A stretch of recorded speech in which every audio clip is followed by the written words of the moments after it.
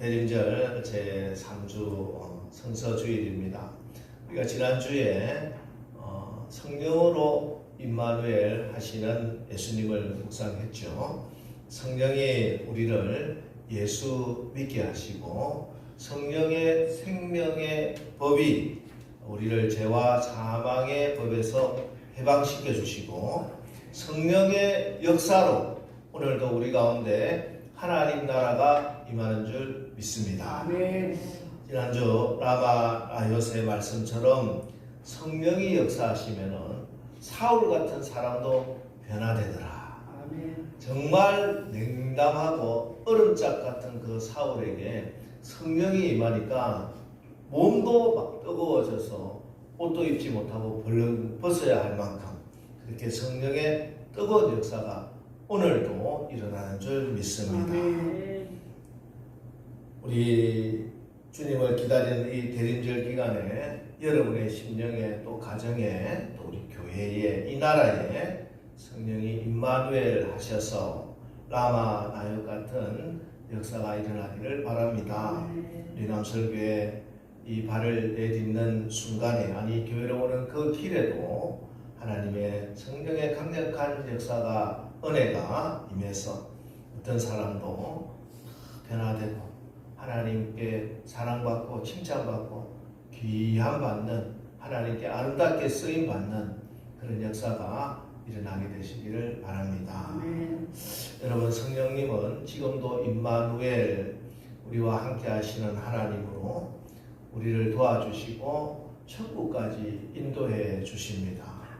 성령이 우리를 어떻게 지금 인도하고 계시느냐? 첫 번째는 성령은 우리를 기도로 도와주세요. 기도로 성령이 도와주신다. 로마서 8장 26절 이와 같이 성령도 우리의 연약함을 도우시나니 우리는 마땅히 기도할 바를 알지 못하나 오직 성령이 말할 수 없는 탄식으로 우리를 위하여 친히 간구하시느니라. 예, 성령님은 우리의 기도를 도와주십니다. 여러분 기도는 우리가 마땅히 해야 할 일이다. 기도하면 축복받고 응답받고 기도 안 하면 축복 못 받고 응답 못 받고 그런 문제가 아니고 기도하면 살고 기도하지 않으면 죽는 거예요. 그런데 우리는 이렇게 마땅히 해야 할 기도인 줄 뻔히 알면서도 틈만 나면은 기도를 포기한다. 그리고 기도한다고 하면서도 내가 마땅히 기도해야 할 그것은 기도하지 못하고 엉뚱한 기도를 할 때가 너무 많습니다. 특히 우리가 연약해졌을 때는 하나님의 뜻보다 내 문제가 너무 크게 보여요. 그래서 계속 하나님과 씨름해야 될 기도를 내 문제와 씨름하고 있다는 거예요. 그래서 이 기도가 우왕좌왕하게 되고 힘이 없는 겁니다. 그래도 저는 말씀드려요. 그래도 기도의 자리로 나와라. 왜? 우리가 기도의 자리로 나와서 기도해야 되고 그래도 기도하면 되는 것은 하나님의 뜻을 정확하게 알고 계신 성령께서 친히 우리를 위해서 간구하시고 기도하시고 또 우리가 기도하다 보면 성령이 우리에게 이 탄식의 영을 부어주셔서 하나님의 뜻대로 탄식하며 기도할 수 있도록 인도해 주시기 때문입니다. 그렇습니다. 성령이 임마누엘 하세요. 그래서 우리는 하나님의 말씀에 의지하여 성령을 의지하여 기도의 자리로 나와서 처음에는 내가 기도가 되지 않는 것 같기도 하고 기도가 중심을 잃어버린 것 같고 우왕좌왕하지라도 기도줄을 붙들고 하나님을 바라며 기도하고 있습니다. 성령이 친히 우리를 위해서 기도해 주시고 우리의 기도를 붙잡아 주시고 또 성령께서 우리에게 기도의 영을 탄식의 영을 부어주셔서 우리가 하나님의 뜻대로 간구하고 응답받게 해주시는 줄 믿으시기 바랍니다. 그리고 또 하나 임마누엘 하시는 성령님이 우리를 지금도 인도해 주시는 은총의 수단은 바로 하나님의 말씀, 성령의 감동으로 된 이 성경 말씀을 통해서 지금도 우리를 보호하시고 인도해주고 계세요. 지금도 예수님은 주의 말씀으로 임마누엘 우리와 함께 하시며 우리를 인도하고 계십니다. 아멘. 미국의 제16대 대통령, 지금까지도 미국에서는 대통령을 여론조사를 해보면 가장 1위에 부동의 1위 에이브러햄 링컨 대통령은 어릴 때 너무 가난하게 자랐습니다. 학교를 1년밖에 못 다녔습니다. 대신에 어머니의 성경 공부를 통해서 글도 배우고 가르침을 받고 자랐습니다. 그러던 링컨이 9살 때 어머니가 돌아가십니다. 마지막으로 링컨의 손을 붙잡고 말씀하죠. 아들아, 내가 너희에게 재산도 밭도 돈도 아무것도 물려줄 게 없단다. 단지 내가 평생 읽은 이 성경책을 너희에게 주니 이 성경 말씀을 붙들고 성경 말씀을 읽고 이 성경 말씀에 순종하고 살거라. 그러면 너희 앞길이 형통하리라. 그 이후에 링컨은 이 어머니의 성경책을 한 번도 손에서 놓은 적이 없다고 합니다. 전쟁을 하는 가운데서도 성경을 붙들고 선거를 나갈 때 낙방했을 때 언제나 이 성경 말씀을 읽고 기도했습니다. 그리고 링컨이 대통령이 되었을 때 내가 이 자리에 있은 것은 바로 이 성경 때문입니다 하고 이 어머니의 성경 위에 손을 올리고 대통령 선서를 했습니다. 그 위에 지금도 미국의 대통령은 다 성경 위에 손을 얹고 선서를 하는데, 물론 자기가 특별한 자기 가문의 성경이나 누구더라 빌리그레암 목사님의 성경책을 놓고 선서를 하신 분도 있고, 그런데 많은 분들이 자기의 특별한 성경책과 함께 링컨의 성경책에 손을 얹고 선서를 한다고 합니다. 여러분, 오늘도 여러분의 가정도 여러분의 자녀도 하나님의 말씀이 붙들고 인도해 주신다면 그의 앞길이 어떤 어려움이 있다 할지라도 그 어려움을 극복하고 마침내 하나님의 영광을 보는, 하나님께 영광을 돌리는 그런 인생이 될 줄 분명히 믿습니다. 오늘 대림절 제 셋째 주일이고 전 세계 우리 기독교회가 성서주일로 지키는 날입니다. 성경 인류 역사상 가장 많은 사랑을 받은 책은 누가 뭐라고 해도 성경책입니다. 가장 많은 사람들이 읽고 가장 많은 사람들이 변화되었습니다. 적어도 지금 400개 이상의 언어로 성경 66권이 전부 다 번역이 되어 있고, 부분적으로 번역된 성경을 다 따지면은 2,500개 이상의 언어로 지금 번역이 되어 있어요. 중국에 있을 때 제가 남경에서 인도네시아에서 사역하는 선교사님을 만났는데, 이분은 성경 번역 사역을 하십니다.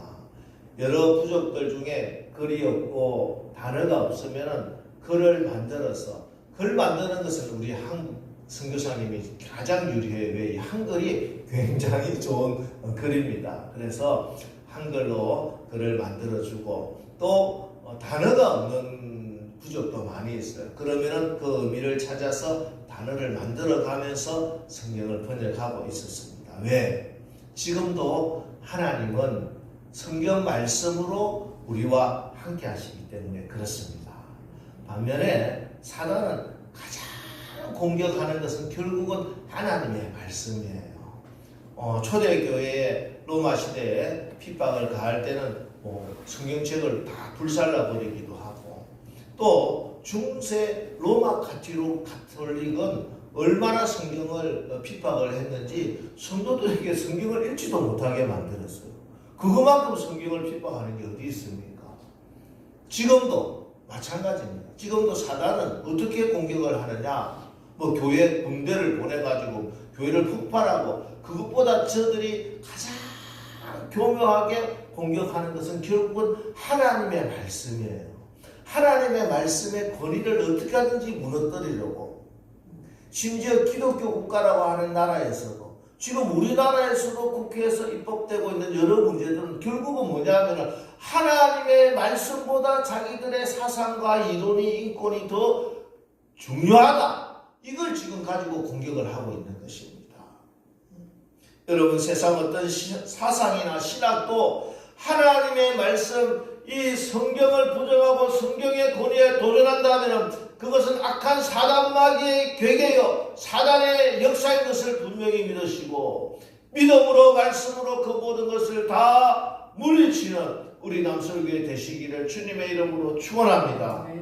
여러분, 하나님의 말씀이 결국은 우리의 믿음을 지키는 것이고 여러분의 가정과 자녀를 지키는 것이고 이 교회를 지키는 것이고 이 나라를 지키는 거예요. 여러분, 우리 한국교회가 지금 이렇게 하나님께서 사용하시는 이유는 저는 최초부터 하나님이 이 한국교회를 말씀 위에 세웠기 때문이라고 믿고 있습니다. 1866년 9월 2일 한국 개신교 첫 순교자가 나오죠. 토마스 선교사입니다. 사실 토마스 선교사는 조선 땅에 한 사람에게도 복음을 전하지 못했어요. 조선 땅 밟자마자 칼에 맞아 순교해버렸습니다. 그런데 이 토마스 선교사가 죽어가면서 전해준 게 있어요. 바로 성경 말씀이에요. 성경책 한 권을 자기를 죽이려는 박충권이라고 하는 사람 병사에게 성경책을 건네줘요. 말이 통하지 않기 때문에 이게 설명도 못했어요. 근데 박충권은 얼떨결에 그것을 받아가지고 나서 자기 집에 가져왔고 또 박영식이라는 사람한테 넘겨주고, 그러나 이 성경을 받은 박충권은 결국은 나중에 평양교회 장로가 됩니다. 박영식은 자기 집에 가지고 온 이 성경기 보니까 종이 질이 좋은 거야. 중국 거니까. 그 종이질과 벽에다가 벽지를 발라놨어요. 그런데 그 집에 놀러왔던 최치랑이라고 하는 분이 벽에 있는 성경을 읽고 하나님의 성령의 은혜로 예수님을 믿게 되고 그분이 평양교회를 세운 분이 되는 겁니다. 여러분, 하나님의 말씀이 아펜젤러 언더우드 선교사 1885년보다 20년 전에 먼저 우리 한국에 와서 역사하고 있었던 것입니다. 특별히 우리 감리교 최초의 선교사 아펜젤러 선교사님은 순교를 하시는데 어떻게 순교하시느냐? 성경 번역 모임 가시다가 목포로 가다가 어청도 부근에 배가 자초되어서 거기에 충분히 1등석이기 때문에 탈출할 수 있었는데 3등석에 타고 있던 조수와 이화학당 여학생 구하러 내려가시다가 순교하셨습니다. 당시 나이 44살이었습니다. 여러분, 이처럼 한국교회는 처음부터 하나님 말씀대로 세워진 교회예요. 말씀이 교회를 세운 교회가 우리 한국교회예요. 그래서 지금 이 온 세상이 지금 하나님의 말씀의 권위를 다 힘들고 있는데 그나마 우리 한국교회가 이렇게 버티고 있는 것은 그 기초가 하나님 말씀 때문이라고 저는 믿습니다. 그리고 이 한국교회를 지킬 것은 결국은 성경 말씀 66권 정경 이 하나님 말씀인 것을 저는 지금도 믿고 있습니다. 여러분, 하나님 말씀을 귀하게 여기십시오. 말씀을 가까이 하고 이 말씀의 생명권은 우리 남설교회 되시기를 주님의 이름으로 축원합니다. 우리 오늘 본문 히브리서 4장 12절 말씀 우리 함께 읽어보겠습니다. 시작. 하나님의 말씀은 살아있고 활력이 있어 좌우의 날선 어떤 것보다도 예리하여 혼과 영과 및 관절과 골수를 찔러 쪼개기까지 하며 또 마음의 생각과 뜻을 판단하나니, 하나님의 말씀은 살아있습니다. 여러분, 하나님은 살아계신 하나님, 리빙갓 살아계신 하나님인 줄 믿습니다. 하나님이 살아계신 하나님이시기 때문에 하나님의 말씀은 살아있습니다. 살아있는 말씀이라고 하는 것은 능력이 있다는 말씀이에요. 살리는 능력이 있습니다. 생명의 능력이 있습니다. 여러분, 하나님의 말씀이 임하기만 하면은 우리의 인간의 이해와 상상과 그 모든 것을 다 뛰어넘습니다. 하나님의 말씀은 아무것도 아닌 것 같다고요. 이 하나님의 말씀을 어떻게 역사할지는 아무도 몰라요.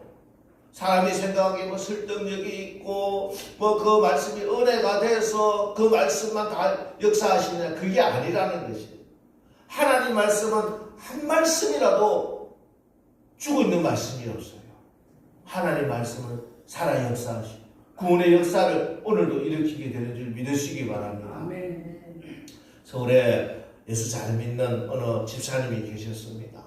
근데 남편이 교회를 안 나오는 거예요. 뭐 자기가 교회 나가는 것은 반대하지는 않는데, 자기는 아내가 교회 나가는 것은 반대하지 않는데 자기는 절대 교회 안 나간다는 거예요.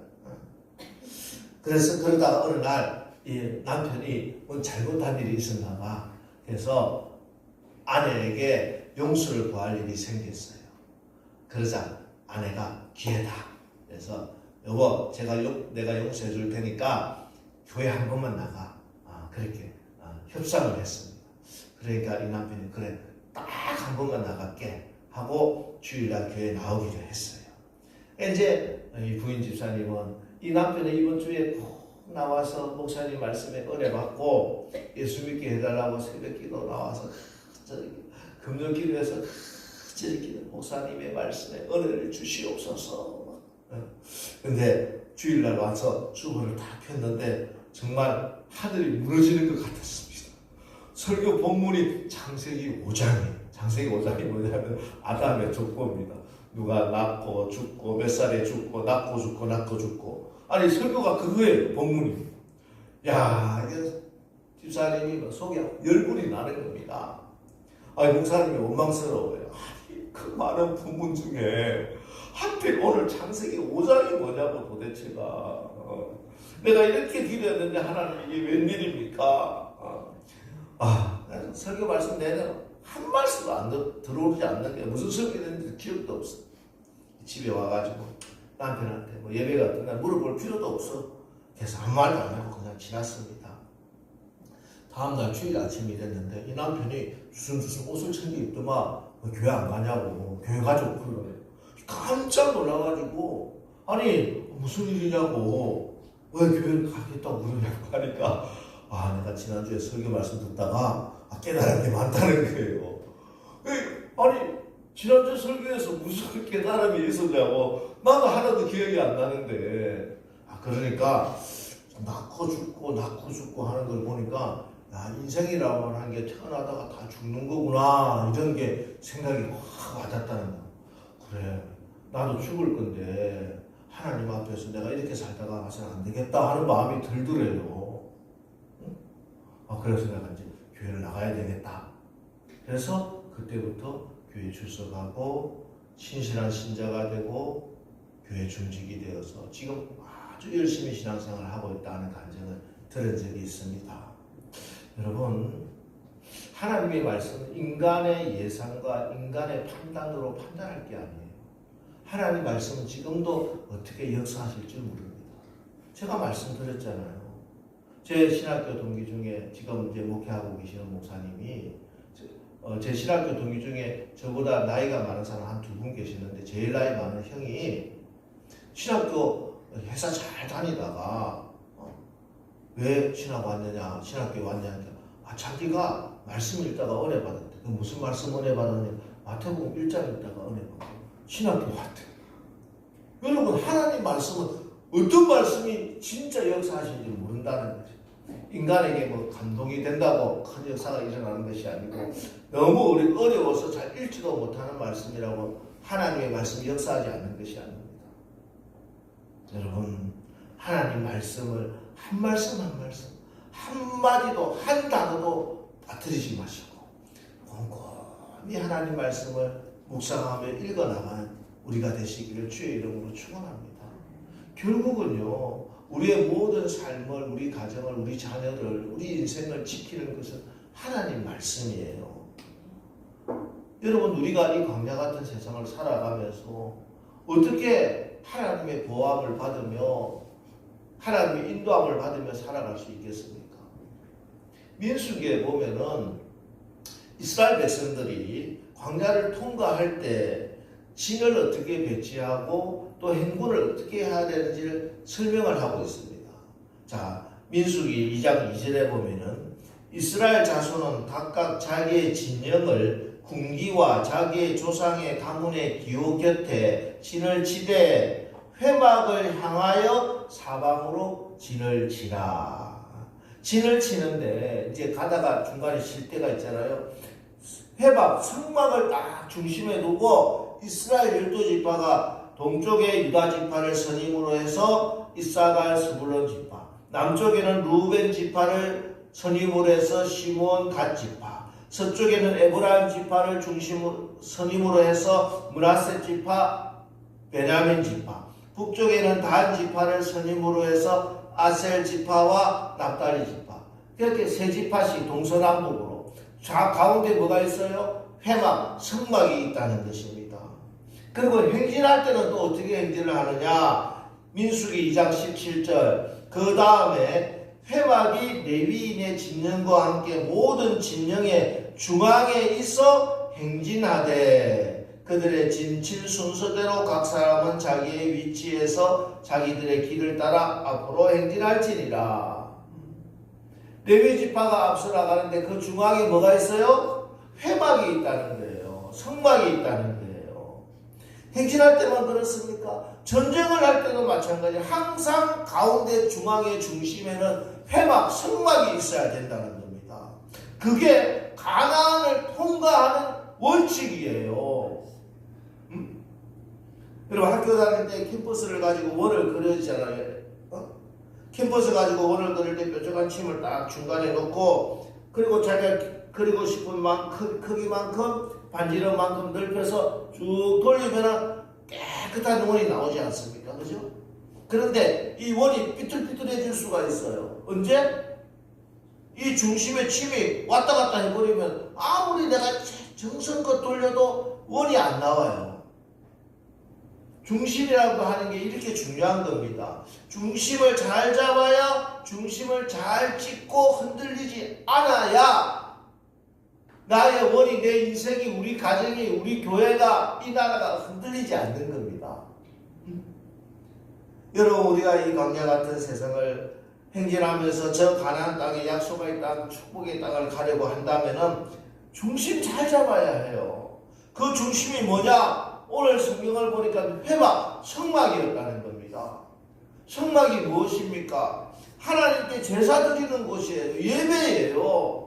그러니까 우리의 삶의 중심에 예배가 있어야 된다는 거예요. 예배를 중심에 놓고 나의 모든 스케줄을 짜는 거예요. 여러분 살아가면서 다른 스케줄 다 짜놓고 남는 시간에 예배 드리는 게 아니라 예배가 딱 중심에 서고 그 다음 모든 것이 계획이 세워져야 그 가정이, 그 인생이 온전하게 세워지고 힘든 광야를 통과하게 되는 겁니다. 또 성막은 뭡니까? 하나님 말씀이에요. 성막의 가장 중심이, 성막이 되는 가장 중심이 되는 것은 지성소입니다. 더 정확하게는 지성소에 있는 언약궤예요. 십계명 두 돌판이 들어있는 법궤입니다. 법궤. 예, 이스라엘 백성들이 광야를 통과하려면 진을 칠 때도 하나님 말씀을 중심으로, 행진을 할 때도 말씀을 가운데 놓고, 전쟁을 할 때도 말씀을 가운데 놓고 중심에 놓고 나가야 한다는 것입니다. 우리가 이 땅을 살아가면서 열악한 환경을 만날 수도 있고 우리의 가정을, 우리의 삶을 공격하는 여러 악한 세력들의 공격을 받을 수도 있습니다. 가나안 땅에 들어가면 일곱 족속이 호시탐탐 노리고 있어. 언제 우리를 공격할지 모릅니다. 그러나 그때 백전 싸울 때마다 이기고 우리가 그 어떤 시험도 걸려 넘어지지 않는 방법은 우리의 삶에 하나님의 말씀으로 임마누엘 하시는 예수님이 계시면 된다는 거예요. 그래서 사실 이스라엘 백성들이 성막을 지키고 법궤를 지킨 게 아니라 성막이, 법궤가 이스라엘 백성들을 지키고 인도해 주셨던 것입니다. 하나님께 가까이 함이 내게 복이라. 여러분 말씀을 가까이 하십시오. 그게 여러분의 가장 큰 복입니다. 그래서 내년에 목회 계획을 기도하면서 제가 이 말씀에 관해서 두 가지를 결정을 했습니다. 하나는 성경 필사입니다. 또 하나는 성경 낭독 시간을 갖는 겁니다. 여러분 기도하시는 가운데 내년 1년 동안 내가 하나님의 말씀 성경 66권 중에 뭐 한 권을 해도 되고 두 권을 해도 되고 나의 시간과 스케줄을 생각하시면서 내가 1년 동안 성경을 필사하겠다. 한 사람이 성경 한 권을 다 필사하면 시간이 많이 걸리기 때문에 우리 성도들 전 교인이 함께 성경을 필사하기로 하는 겁니다. 그래서 기도하면서 내가 창세기 시편 시간 되시는 분은 이사야 이런 걸 해도 되고 시간이 좀 모자란 분은 내가 마태복음 안 그러면 더 모자라면 짧은 거 요한 1, 2, 3, 4 어쨌든 자기가 이 필사를 제가 이게 필사 책을 한 권 있어요. 이걸 갖다가 나눠가지고 이제 기도하세요. 연초에 제가 겹치면 안 되니까 내가 내년 1년 2026년 동안 하나님 말씀을 막 흘려 쓰는 건 아닙니다. 필사는 내가 절대 한자라도 틀리지 않도록 꼼꼼하게 기도하면서 한자 내 마음의 신비에 새기면서 글을 쓰는 필사를 하는 겁니다. 이거를 우리 성도들이 모든 성도들 교학교 어린이도 마찬가지 같이 참여해도 돼요. 글씨가 약간 좀 그럴 수도 있지만 어쨌든 할 수 있도록 내가 1년 동안 내가 하나님 말씀 이 말씀을 내가 적어서 내년 성서주일날 우리가 이 필사된 성경을 하나님께 보내 올리려고 합니다. 또 하나 낭독의 낭독 소리를 내서 읽는 성경을 이야기하는 거예요. 녹음을 들으면서 통독을 해도 좋은데 그러면은 우리가 교회에서 시간을 정해놓고 그렇게 하면은 만약 그 시간에 빠져버리면은 진도가 벌써 쑥 나가버려서 그래도 나는 이제 안 된다 이렇게 할 수가 있기 때문에 각자 스케줄대로 성경을 낭독하는 겁니다. 매 주일날 2시부터 오후 1시에 속회가 있어서 2시부터 제가 처음에는 한 5시간 하려고 하다가 너무 많아서 사람들 처음부터 질려버리면 내년이 처음이니까 2시간을 하기 굉장히 제가 줄였습니다. 어떻게 하다가 2시간을 해야 되겠다 적어도 매 주일날 이제 주일날 4시까지는 교회가 계속 말씀을 읽고 하는 겁니다. 그래서 읽고 그 이후에 남아서 해도 괜찮죠 당연히. 제가 공식적으로는 2시간만 내는데 진짜 제가 엄청나게 양보했어요. 2시간 정도만 남아서 우리가 낭독을 하는 거죠. 낭독이란 큰 소리로 뭐 이렇게 읽는 건 아니고 낭독이라고 해서 여러분이 막 큰 소리 읽으면 이상하게 되니까 그렇게 하지 말고 내 귀에 들릴 정도로 소리를 내서 읽는 게 낭독은. 왜 그러냐 하면은 제가 그 전에 우리가 낭독 필사에 대한 세미나를 한번 받아서 알겠지만 원래 성경은 낭독하는 거예요. 필사와 낭독이 성경의 가장 전통적인 방법입니다. 그래서 낭독을 하면은 제일 중요한 거는 이 낭독을 할 때 그 성경 말씀을 누가 제일 먼저 들을까요? 내가 제일 먼저 들어요. 자기가 이 말씀을 듣게 되면은 그 말씀이 여러분을 치유하고 회복시키고 여러분을 인도해내고 여러분을 살리고 여러분 가정을 살리고 여러분 자녀를 살리고 회복시키고 인도해 주실 줄 믿습니다. 자, 여러분 주의 말씀이 여러분의 발 앞에 등이 되시기를 바랍니다. 아멘. 여러분의 가는 길목길목에 하나님의 말씀의 빛을 비추시기 바랍니다. 아멘. 혼돈과 공허와 흑암이 있는 곳에 하나님의 말씀이 임하자 빛이 임하고 생명이 임하고 질서가 다 바로 잡혔습니다. 정말 혼돈스럽고 어떻게 풀어야 될지 모르는 문제가 있다 하더라도 그런 상황이 있다 하더라도 하나님의 말씀을 낭독하고 하나님의 말씀을 필사하고 쓰고 순종하면은 어느 순간인데 그 모든 것이 제자리를 잡아갈 것이고 또 그리고 하나님의 생명의 역사, 치유의 역사, 회복의 역사가 일어날 줄 믿습니다. 여러분, 결국은 우리가 하나님 말씀 앞에 서게 돼 있어요. 13절에 지으신 것이 하나도 그 앞에 나타나지 않음이 없고 우리의 결산을 받으실 이의 눈앞에 만물이 벌거벗은 것 같이 드러나느니라. 결국 하나님 앞에 모든 것을 완전히 벌거벗은 듯이 완전히 드러내야 되는데, 그때 무엇을 가지고 결산하느냐, 무슨 근거를 기준으로 삼느냐. 캐논, 잣대 기준은 하나님의 말씀이에요. 내가 생각하기에 옳게 행동했습니다가 통하지 않는다는 거야. 어느 신학자가, 어느 목사님이 그렇게 말씀하시는데 통하지 않는 거예요. 하나님의 기록된 말씀으로 하나님은 우리를 가지고 판단하시고 심판하시고 상 주시는 것입니다. 매일매일 하나님 말씀 앞에 가까이 가시기 바랍니다.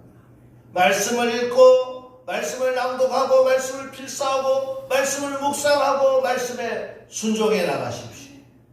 그럴 때 날마다 승리요, 날마다 함께하시는 예수님을 경험하게 될 것이요, 날마다 치유와 회복과 광명의 길이 우리 앞에 펼쳐질 줄 믿습니다. 말씀으로 승리합시다. 말씀으로 하나님의 영광을 보는 우리 남설교회 되시기를 주님의 이름으로 축원합니다.